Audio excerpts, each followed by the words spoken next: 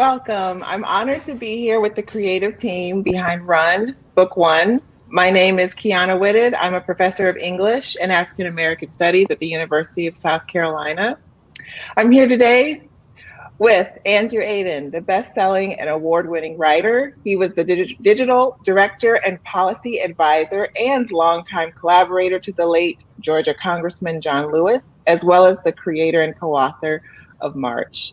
He splits his time between Washington, D.C. and Hendersonville, North Carolina. Elle Fury is a lifelong resident of Houston, Texas, with a BFA in animation from Sam Houston State University. She dove into comics full-time in 2015 with the humor webcomic Bastard Comics before shifting her sights to long-form comics, illustrating the unreleased double-barrel shotgun. Run is Fury's first graphic novel. And then finally, Anthony P. Dixon. He has been with the Los Angeles County Fire Department for 32 years and has served in the California Army National Guard for 11 years. Anthony is currently working in the City of Champions Battalions 20, assigned to Utility 20. And Anthony is Congressman Lewis's nephew.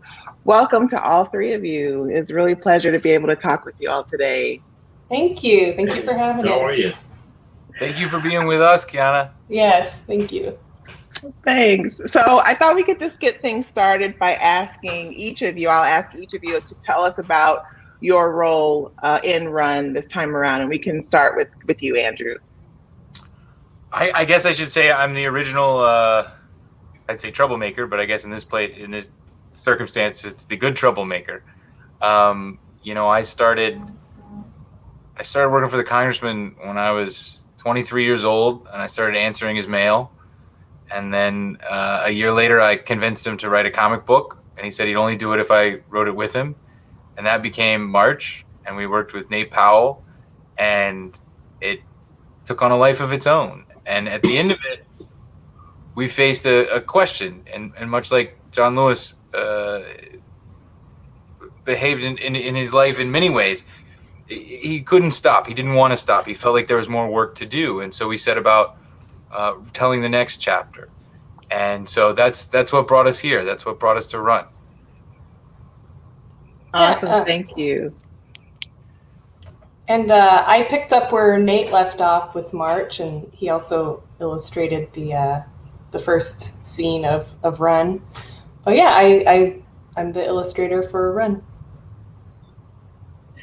Awesome. Thank you.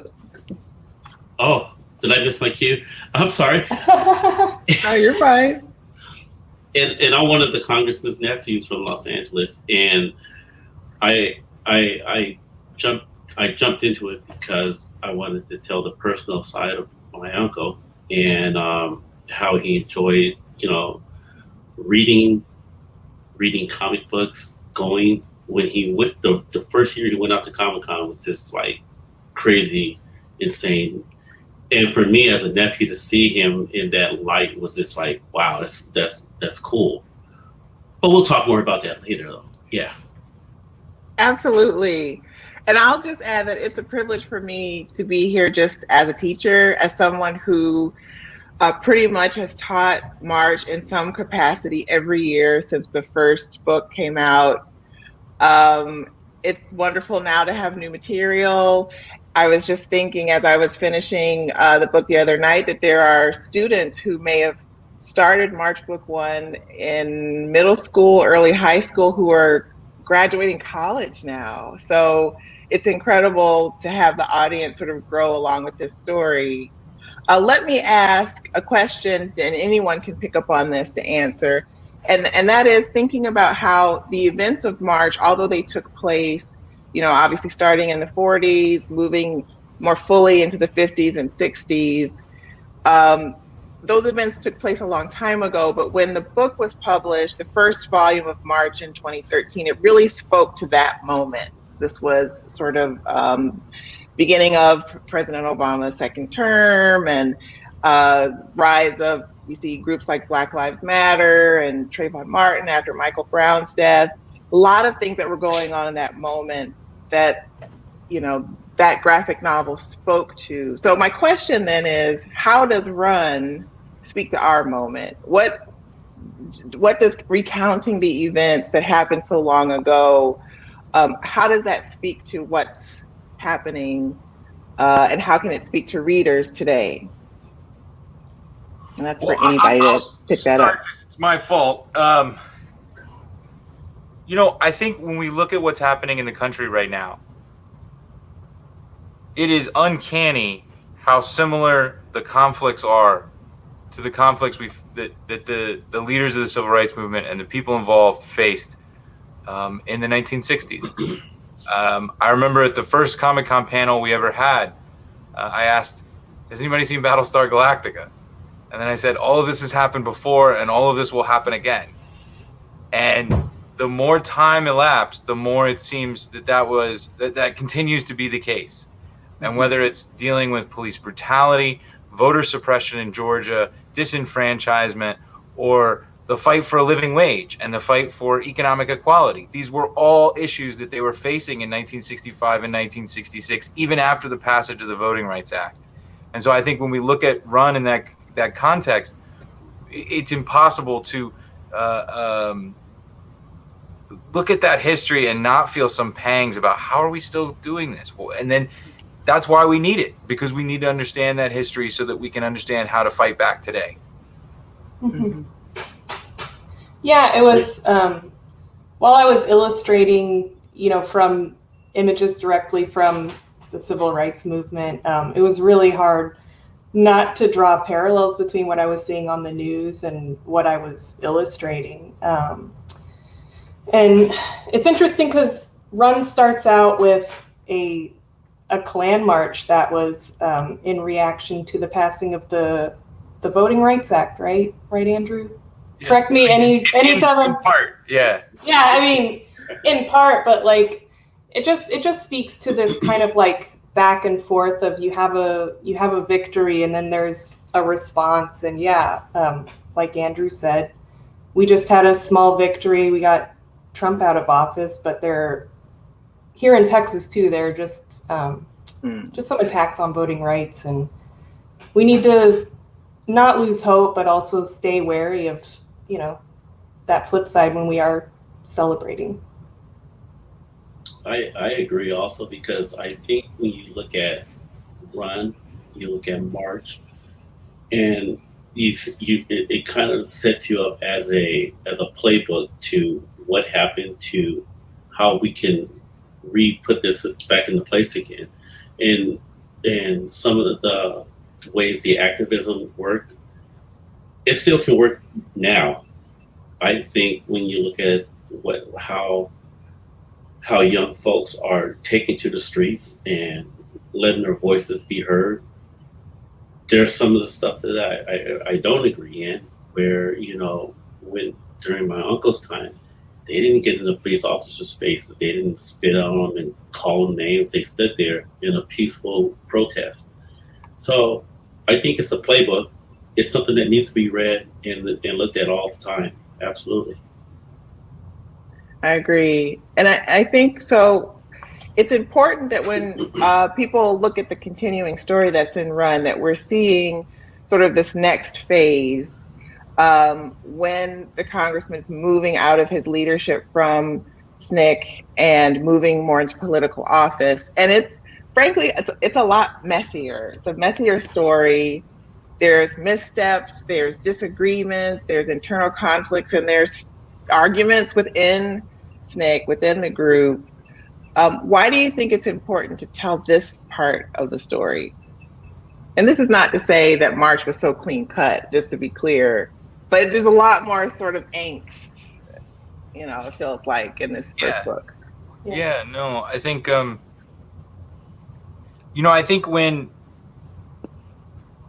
you go through the history of March, it's easy to understand, and because it's so linear, right? You see how it builds. You see how the March on Washington wouldn't have been possible without the Freedom Rides, because you couldn't get all those people to Washington if there wasn't an integrated busway. And you see how it builds. And in many ways, we were trying to show that it started in Nashville. It started in the early days of the sit-in movement. It started with that Martin Luther King comic. It started with the Montgomery Improvement Association. And it builds to this Selma moment, which is so universally recognized, right? But afterwards, we experienced an incredible backlash as a country. The Klan began to adopt the tactics of the movement to use against him, as did the forces of white supremacy, whether it's the white supremacists in the business community or the white supremacists in government. They began to co-opt these strategies. And I think when you look at the context of Run and the events that we talk about, whether it's the refusal of the Georgia General Assembly to seat Julian Bond, or the murder of Jonathan Daniels, or even the internal conflicts within SNCC, they're messy and they're human, and it's much less linear. And it's these confluences of events that don't provide such an easy understanding. But that's what made Run so necessary to explain, because I think we're in that moment right now, right? We saw the buildup of how the Voting Rights Act allowed us to register people and allow people to turn out. And so then we were able to elect Barack Obama, or a Democratic Congress that was more in line with the people and overcame the disenfranchisement of gerrymandering. But how do you explain that in the context today where the battle lines are so blurred? The progressive movement is at odds with the mainstream Democratic Party. It's much in the same way. Like, how far is too far? What is acceptable? And I think the hardest part, for me at least, growing up and not understanding everything that I've come to understand through John Lewis about the movement, was that there wasn't a place for me to enter this confusing quagmire. There wasn't an entry point to understand how difficult the circumstances were and how convoluted the conflicts were. And I think we all need that framework now, because these same strands are the same strands we're tugging at today. And so if you give that entry point, I think we all then have an easier time of understanding the fight that we face in front of us now. Mm-hmm.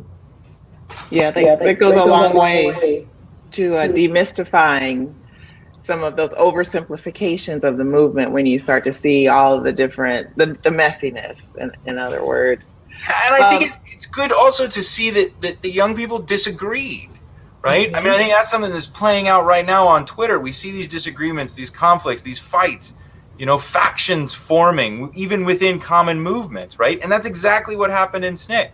But I think it's also a warning. The congressman often talked about how we had to show what they did wrong as much as we showed what they did right, and how they can work together and maybe avoid some of the mistakes, right? I think one of the things that congressmen will always say is that when SNCC abandoned nonviolence, they lost their way. And I think we have to maintain, just like Anthony mentioned earlier, we have to maintain this line where we unequivocally support nonviolence as the tool and tactic, or as the congressman would say, a way of life, a way of living, because that's the only way success will actually come about, particularly in a governmental, legislative, legal way. Mm-hmm. Yeah, absolutely. And a lot of people, myself included, we got a very watered down version of like what civil rights in that whole era was, and I think a lot of people, we get this, like what you said, like this clean kind of the Cliff Notes version, and we edit out all the messiness. And sometimes some people, I think, use that to invalidate the messiness they see today, just to invalidate the entire movement. So I do think it's important to show this side of it for that reason. Mm-hmm. Yeah.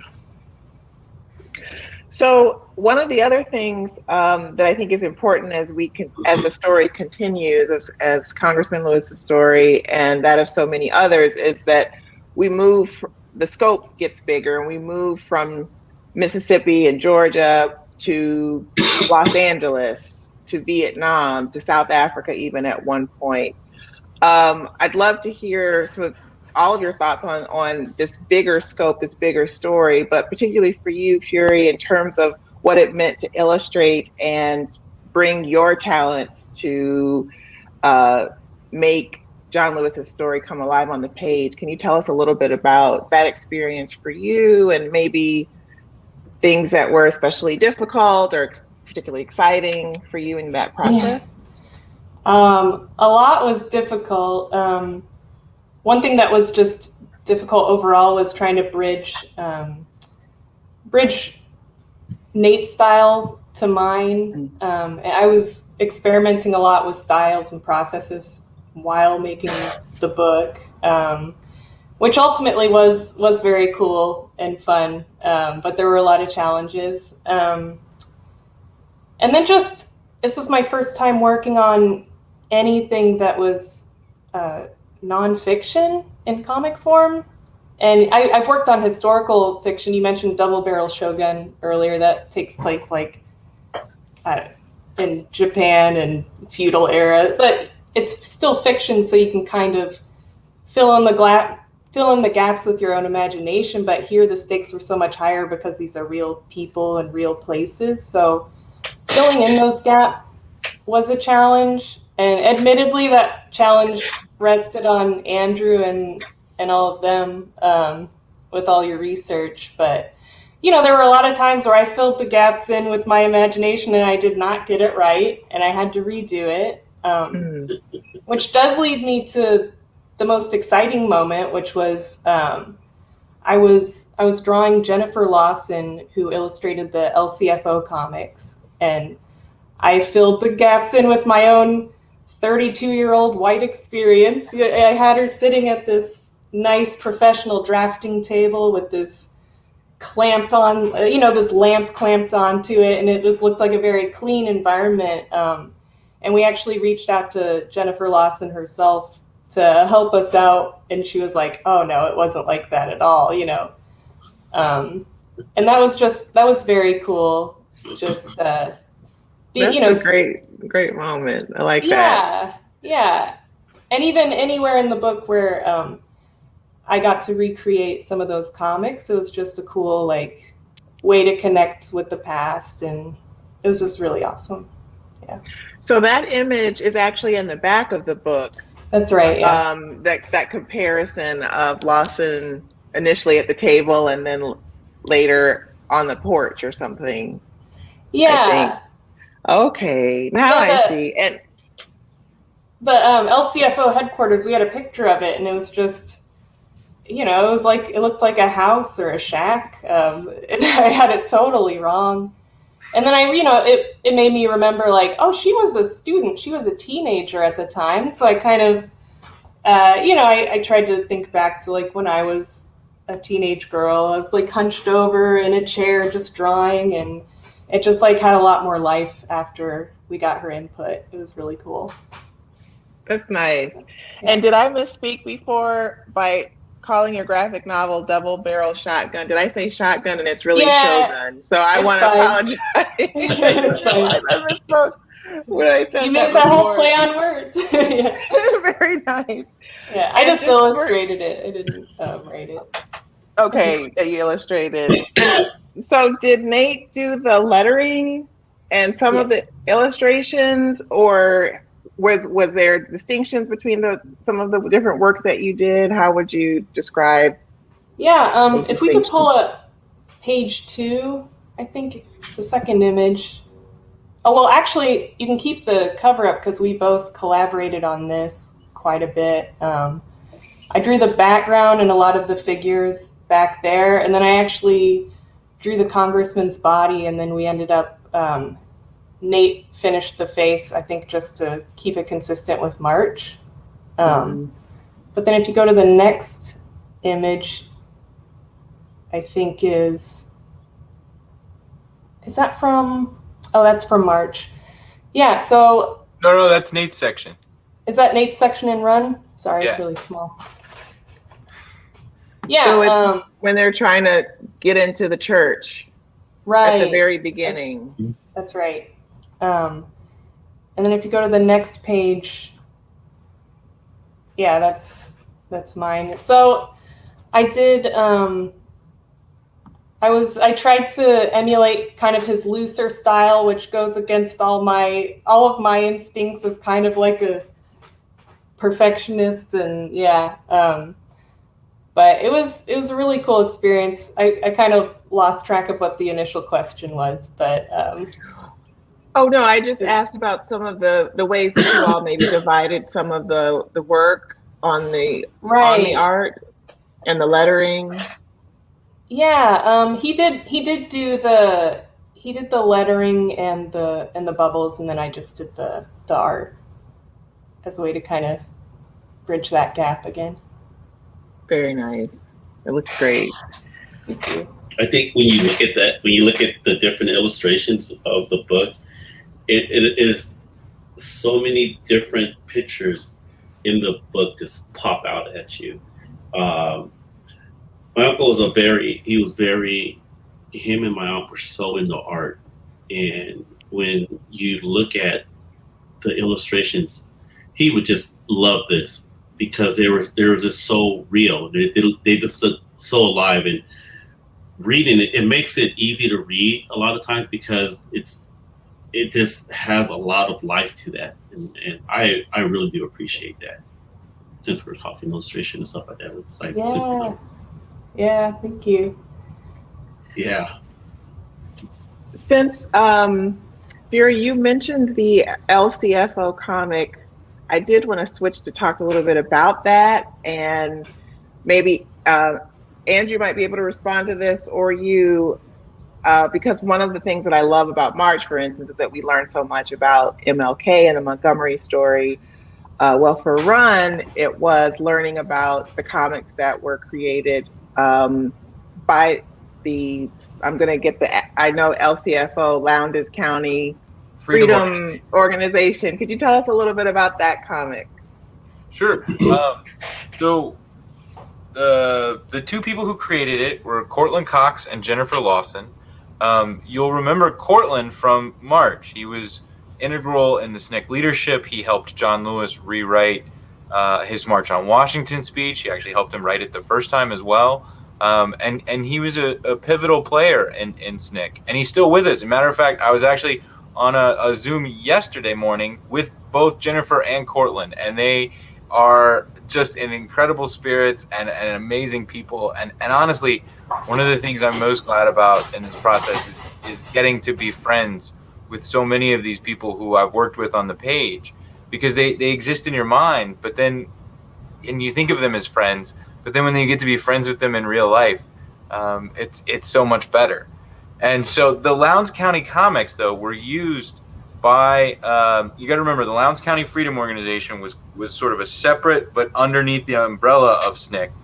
And they were trying to find ways in which to educate voters who, I think the way they described them was semi-literate, right? And they were so fantastically ahead of their time because they were explaining things that even me being in government forever, didn't know about these government positions. Like one of the ones explains that there was a comic about the coroner, and it says that the coroner actually takes over the powers of the sheriff if the sheriff is out of the county, right? And it's this unbelievable exercise in how comics can be used for civic purposes. And when you think about it, this was happening in 1966. It's not like that would be a good idea today. It was a fantastic idea in 1966.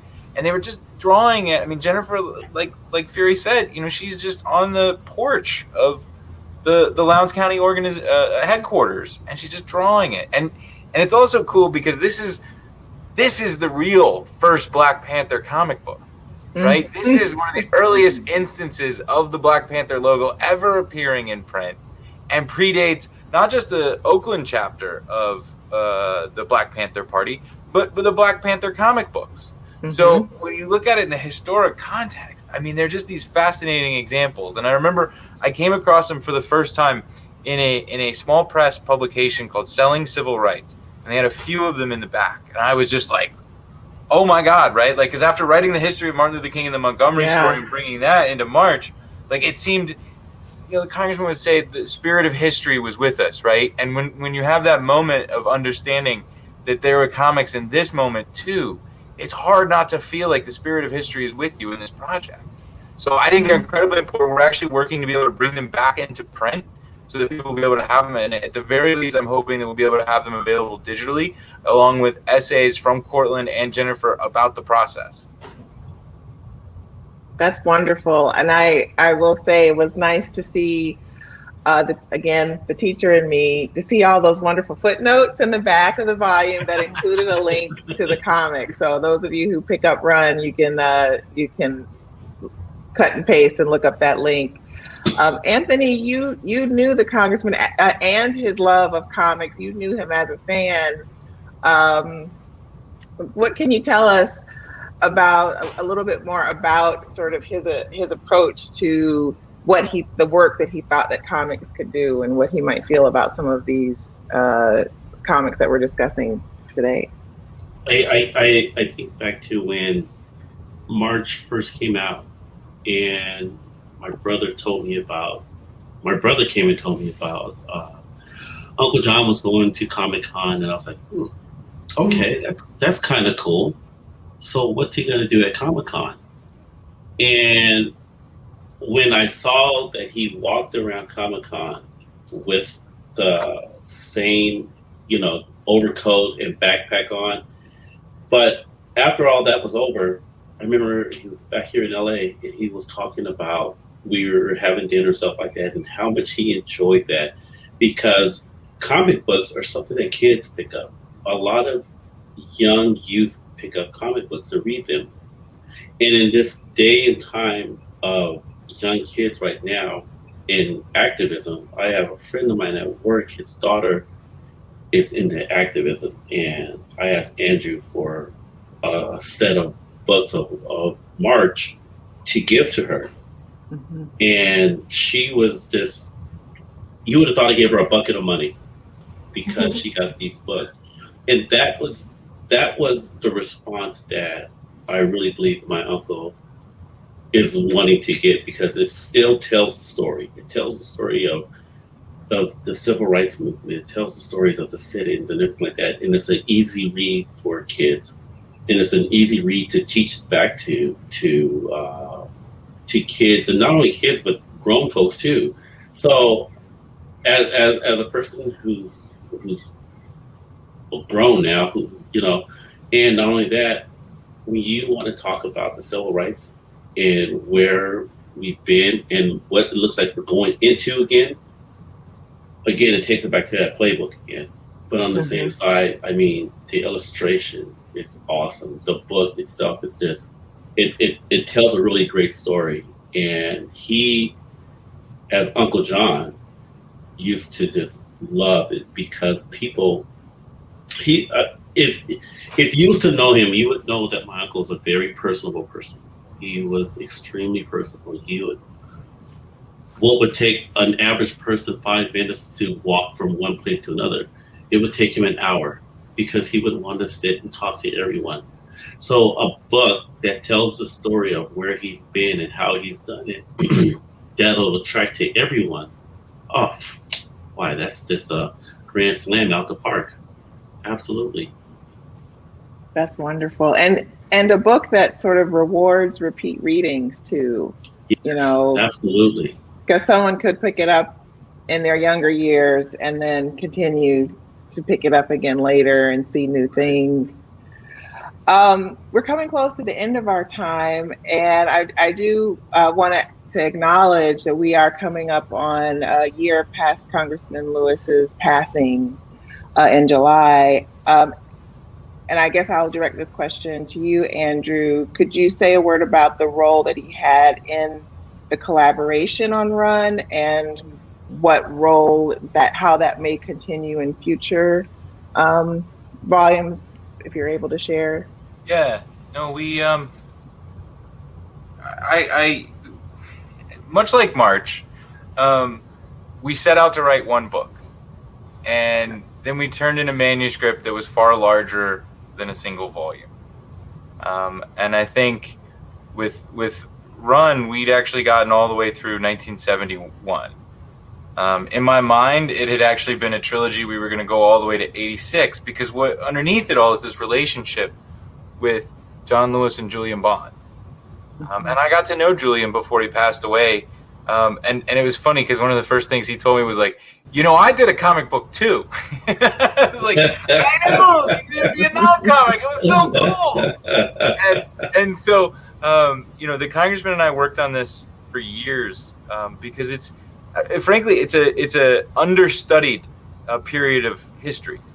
And that meant that it took a lot more research and a lot more use of primary sources and digging into newspaper articles. It wasn't as easy as going back and starting with, a great a historic work that had already been written, particularly when it pertained to Lowndes and what was happening in Alabama. I think, we had Professor Jeffrey's Bloody Lowndes. That was a tremendous help. But on the whole, it certainly wasn't nearly as much as there was during the era that March covered. And so I think one of the fun parts about doing this with the Congressman is when you find a historic document, something that he either hadn't seen before or he hadn't seen in decades, he would get so excited, and then you could just see him relive it in his mind. And we worked on this right up until he couldn't work anymore. We were trying to quarantine as best we could, and the Congressman was not thrilled with that. He loves to be around people, and not being around people, I think, really was not his favorite thing. But he would hide. I would drop things through the slot underneath his door at his house, and then he would hide them in the planters behind at the front on his front porch when he was ready for me to have it. So whether he needed to sign something or he wanted to give something back, and we had a little system, and we would talk on the phone, and he got to see just about everything. And I think after he passed, we really tried to be. I think that was one of the things we would always push back on. Well, this is what the Congressman saw, and we don't want to change it. And so, God, it's hard, And I think I know he was very proud of this. I know he was very excited about it.